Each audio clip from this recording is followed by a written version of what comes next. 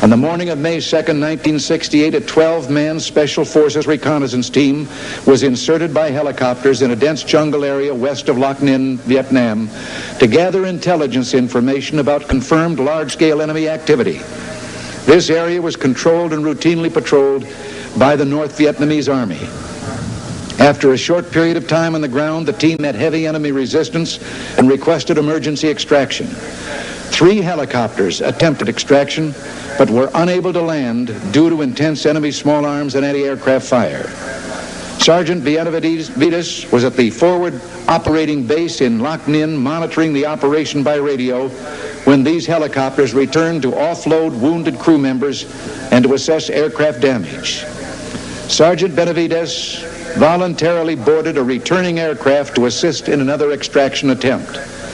Realizing that all the team members were either dead or wounded and unable to move to the pickup zone, he directed the aircraft to a nearby clearing where he jumped from the hovering helicopter and ran approximately 75 meters under withering small arms fire to the crippled team. Prior to reaching the team's position, he was wounded in his right leg, face, and head. Despite these painful injuries, he took charge, repositioning the team members and directing their fire to facilitate the landing of an extraction aircraft and the loading of wounded and dead team members. He then threw smoke canisters to direct the aircraft to the team's position. Despite his severe wounds and under intense enemy fire, he carried and dragged half of the wounded team members to the awaiting aircraft. He then provided protective fire by running alongside the aircraft as it moved to pick up the remaining team members. As the enemy's fire intensified, he hurried to recover the body and the classified documents on the dead team leader. When he reached the team leader's body, Sergeant Benavidez was severely wounded by small arms fire in the abdomen and grenade fragments in his back. At nearly the same moment, the aircraft pilot was mortally wounded and his helicopter crashed. Although in extremely critical condition due to his multiple wounds, Sergeant Benavidez secured the classified documents and made his way back to the wreckage, where he aided the wounded out of the overturned aircraft and gathered the stunned survivors into a defensive perimeter. Under increasing enemy automatic weapons and grenade fire, he moved around the perimeter, distributing water and ammunition to his weary men, reinstilling in them a will to live and fight. Facing a buildup of enemy opposition with a beleaguered team, Sergeant Benavidez mustered his strength and began calling in tactical airstrikes and directing the fire from supporting gunships to suppress the enemy's fire and so permit another extraction attempt. He was wounded again in his thigh by small arms fire while administering first aid to a wounded team member just before another extraction helicopter was able to land. His indomitable spirit kept him going as he began to carry his comrades to the craft. On his second trip with the wounded, he was clubbed from behind by an enemy soldier. In the ensuing hand-to-hand combat, he sustained additional wounds to his head and arms before killing his adversary. He then continued under devastating fire to carry the wounded to the helicopter. Upon reaching the aircraft, he spotted and killed 2 enemy soldiers who were rushing the craft from an angle that prevented the aircraft door gunner from firing upon them. With little strength remaining, he made one last trip to the perimeter to ensure that all classified material had been collected or destroyed and to bring in the remaining wounded. Only then, in serious condition from numerous wounds and loss of blood, did he allow himself to be pulled into the extraction aircraft. Sergeant Benavidez's gallant choice to join voluntarily his comrades who were in critical straits, to expose himself constantly to withering enemy fire, and his refusal to be stopped despite numerous severe wounds saved the lives of at least 8 men. His fearless personal leadership, tenacious devotion to duty, and extremely valorous actions in the face of overwhelming odds were in keeping with the finest traditions of the military service and reflect the utmost credit on him and the United States Army. Sergeant Benavidez, a nation grateful to you and to all your comrades living and dead, awards you its highest symbol of gratitude. For service above and beyond the call of duty, the Congressional Medal of Honor.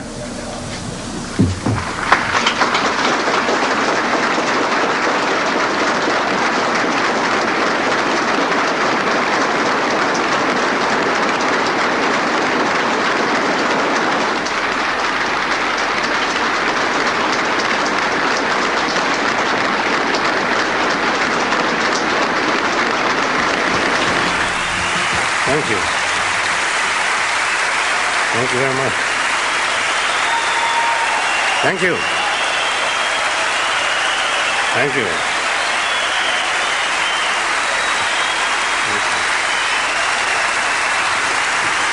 Thank you very much.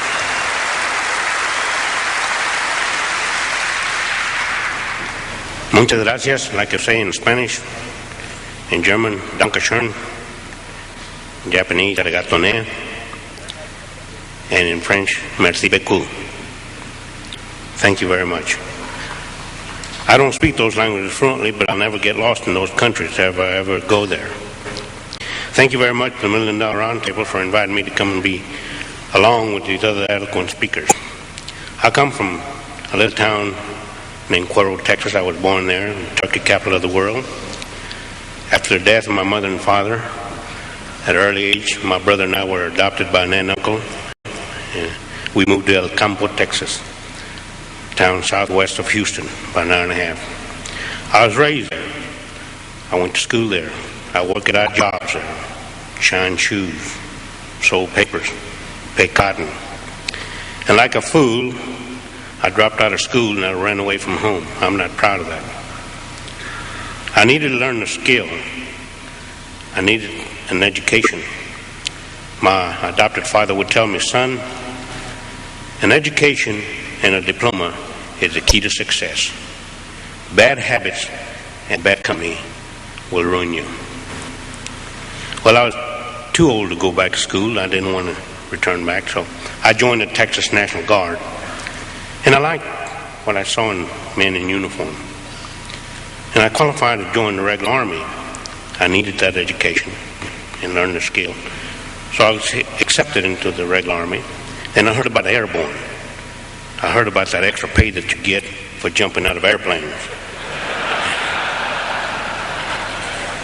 So I qualified to go to jump school at Fort Benning, Georgia. But the darn recruiters never told me what the training was like. For every mistake that you make, you do push-ups. And I can honestly tell you, ladies and gentlemen, I'm one of the guys that helped put Georgia into South Carolina doing push-ups. Well, I finished my training. I got assigned to a well-known unit at Fort Bragg, North Carolina, the 82nd Airborne Division. I like the 82nd, thank you. Airborne all the way. I like that. And so after a while there, I heard about the Special Forces. You know us as the Green Berets. And they were coming up. So I qualified to join the Special Forces. Of course, I'm a linguist. We in the Special Forces are trained to operate deep behind enemy lines with little or no support at all. We are trained in 5 specialties. I'm trained in 3. Operation Intelligence, where I learned oceanography, meteorology, photography. I'm an interrogator and I'm a linguist. I'm trained in light and heavy weapons and cross-trained as a medic. I've been all over the world, the Far East, Europe, South and Central America, and 2 tours in Vietnam. I was assigned to Berlin, Germany. And I was declared one time that I was the only Hispanic American that could speak German with a southern accent. Vielen Dank, Dankeschön. So I came back and retrained at Fort Bragg. And Vietnam was brewing up. In 1965, I was sent to Vietnam as an advisor to a Vietnamese infantry unit. After a short period of time there, I stepped on a mine. I woke up in the Philippine Islands in Clark Air Force Base. I was paralyzed from the waist down. I was declared never to walk again. I was transferred to Fort Sam Houston, Texas, Beach Pavilion. The doctors were initiating my medical discharge papers. But at night, I would slip out of bed and crawl to a wall, using my elbows and my chin. My back would just be killing me. I'd be crying. But I'd get to the wall, and I'd set myself against the wall, and I'd back myself up against the wall, and I'd stand there like Elijah the Indian. I'd stand there and move my toes right and left, right. Every single chance. I got a I got. I wanted to walk. I wanted to go back to Vietnam because of what the news media was saying about us, that our president was not needed there, to burn the flag, what. And I saw a lot of other patients coming back, limbs missing. I wanted to go back. I was determined. Because I remember when I was taught in jump school, our old master sergeant would tell me, Benavidez, quitters never win and winners never quit. What are you? I said, I'm a winner. And I remember in my special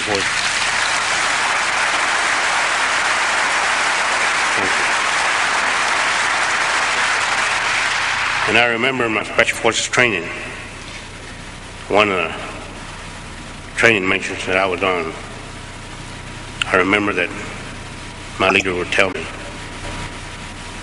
faith, determination, and a positive attitude. A positive attitude will carry you further than ability. You can do it, Benavidez. You can do it. I never forgot those three words. Never. So there I was at night. I'd slip out of bed. The nurses would catch me sometime. They would chew me out, give me a pill, a sleeping pill, put me to sleep. They would tell the doctors in the morning. I was determined to walk. 9 months later, here comes my medical discharge paper. And I told the doctor, Doctor, look what I can do. He said, Sergeant, I'm sorry. Even if you can stand up, you'll never be able to walk. I jumped out of bed and I stood up right before him. My back was hurting, aching. I was crying. And I moved just a little bit. The doctor said, Benavidez, if you walked out of this room, I'll tear the papers up. I walked out of that ward at Beach Pavilion.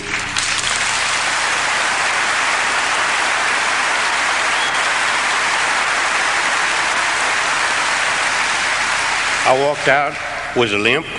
I went back to Fort Bragg, North Carolina. I started my therapy again, running 5 or 10 miles a day, doing 50, 100 push-ups. And I made 3 parachute jumps in one day. I was ready to go back to Vietnam, physically and mentally ready to go back. My orders were to go to Central America as an advisor, but being a non-commissioned officer and knowing some of the good officers in the right places, my orders were diverted. So I went back to Vietnam in 1968. The latter part of April, I was inserted, my buddy and I, to gather intelligence information behind enemy lines. After 2 days on the ground, my buddy was shot through the eye, the back, and legs.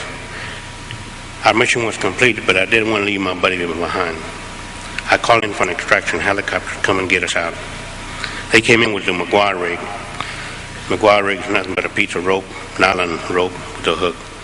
In this case, there was 2 ropes. We hooked on, the enemy was firing at us. We pulled up, going up through the canopy of the jungle. Our rope started to twist and rub. You know, nylon, it burns when it rubs. As we cleared the canopy, our ropes were completely twisted and rubbing. And there was a non-commissioned officer that looked out of the helicopter. He was riding as a safety man. And when he saw those 2 ropes burning, he immediately tied himself with a piece of rope around his waist, and he pulled himself out of the helicopter and undid those 2 ropes, separated them. That's dedication. That's love of fellow man and country. I'll never forget that man. And the enemy was still firing at us, but they never shot us. We landed in a safe spot. My buddy was taken to the hospital shortly thereafter. He expired. I was in another staging area waiting for our next assignment. When I heard on the radio something like a popcorn machine, then I heard a voice, "Get us out of here, get us out of here, come in and get us out quick, ASAP." I asked the radio operator, "Who are those?" He said, "I don't know. They haven't gave us any call sign." And I saw some helicopter pilots run to the flight line, scrambling. I ran right behind them. We saw a helicopter coming in to land and had a door gunner slumped over his weapon. When the helicopter landed, I unstrapped the door gunner, Michael Craig, 19 years old, We just celebrated his 19th birthday in March. I cradled him in my arms, and his last words were, "My God, my mother and father." I asked the pilot, "Who are the people on the ground?" He said, "Hey," he said, "it's that black NCO, that non-commissioned officer saved your life the other day, remember?" I said, "Leroy Wright." Leroy always got picked for top secret assignments, him and Musso and O'Connor. So it was an instant reaction. I saw a bag of medical supplies, I picked it up, went over to my helicopter, got on the helicopter. We got on with the forward air controller, the guy that's in, he said, "You can't go in there, you can't go in. It's too hot." Little did I know that I was going to spend 6 hours in hell. You heard what the president read, the citation of how I earned the Medal of Honor. But he didn't tell you of what I went through when I engaged in the hand-to-hand combat. I was hitting them out with the butt of the weapon. My jaws were locked. After my last return back to the helicopter, when I was boarded on, I was holding my intestines in my hand. We lifted up. The helicopter had over its payload. Blood was flowing on both sides of the helicopter. When we landed at Loch Ness, our staging area, and it started unloading, started identifying the bodies, they found out I loaded 3 dead enemy soldiers in that helicopter. I didn't want to leave anybody behind.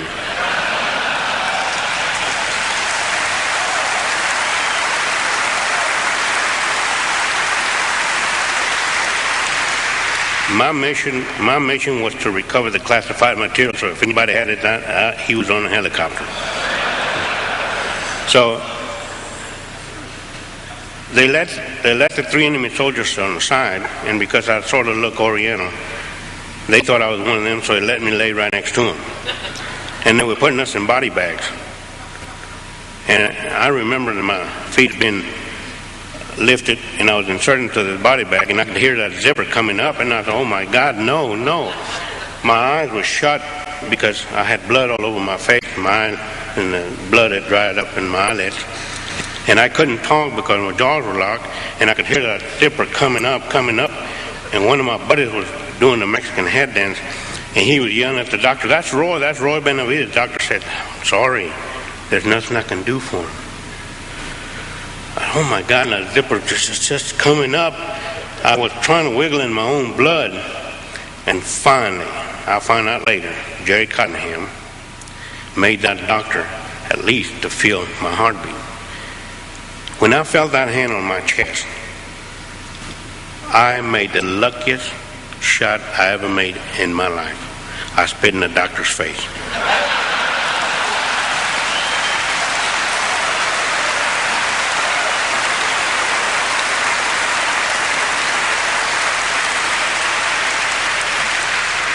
So the doctor says, "I think he'll make it." So I was cleaned up, put in a helicopter, alongside with my buddy, one of the guys that I had saved. We got airborne. I just said to myself, "Hold on, buddy, just hold on. We're going to get some medical attention." And his grip tightened up on me. And then he let go. I said, "Oh God, why do you put me through this test? Why? You helped me get these men out, save them, save this material, and now you take them away from me. Why?" And I was crying, I was moving so much that the co-pilot, he happened to look back, and he thought that I was gasping for air, so he gets out of his seat, get his bayonet out, and he's going to do a track on me, and I'm about to kick him out of the helicopter. That's just too much for one day.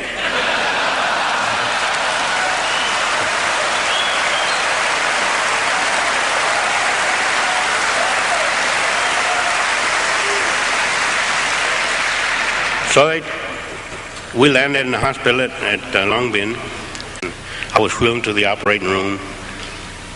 And as I was being lifted to my operating table, I saw this nurse on her hands and knees crying, yelling, asking God, Why do you do this to these men? Why? Just crying. And as I turned a little bit to my left, I saw on the other operating table a man that had both legs and both arms missing. I passed out. I woke up in the ward. One of my buddies was laying next to me. We were so bandaged up, we couldn't talk. We used to wiggle our toes to make sure that we were still alive. After a short while, my buddy was transferred from there, and I thought he had died. I was transferred to Japan, Tachikawa, and the airplane that I was flying in medevac, we lost 2 men. And I remember this nurse kept yelling at me, "Benavidez, you're not going to die on me. I'm going to pinch you every time you close your eyes. I'm going to pinch you, I'm going to pinch you." Boy, she kept pinching me. When I got to Tachikawa, when I got to Japan, and they wheeled me into the operating room, they disrobed me again. I remember the doctor, I heard him say, "What in the world happened to you?" I had blue spots, red spots all over me, and I said, "That lady kept pinching me up there."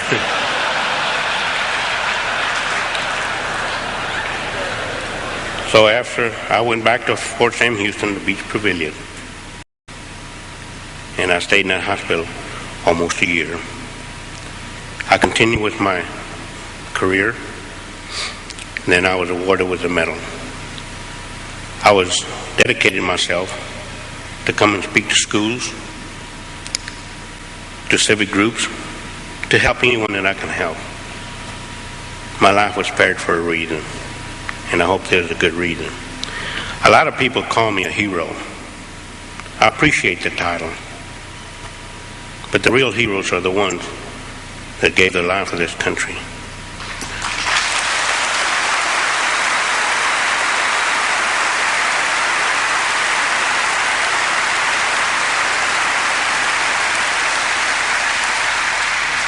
The real heroes are our wives, our mothers. Above all, the heroes are the ones that are laying in those hospitals, disabled for life in those hospital beds. But the real heroes are the future leaders of our country, these students that are staying in school and learning to say no to drugs. Those are our real heroes.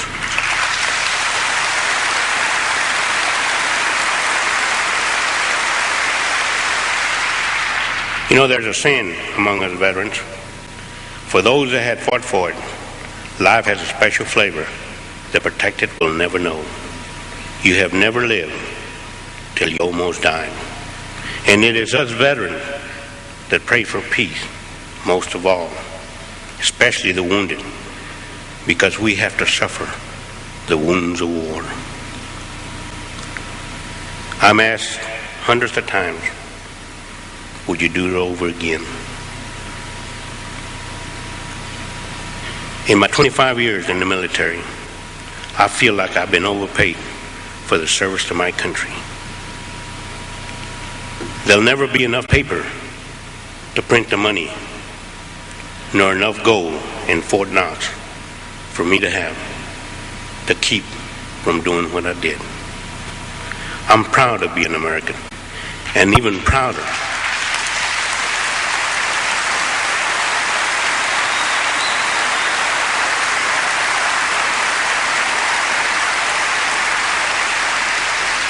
and I'm even prouder that I've earned the privilege to wear the Green Beret.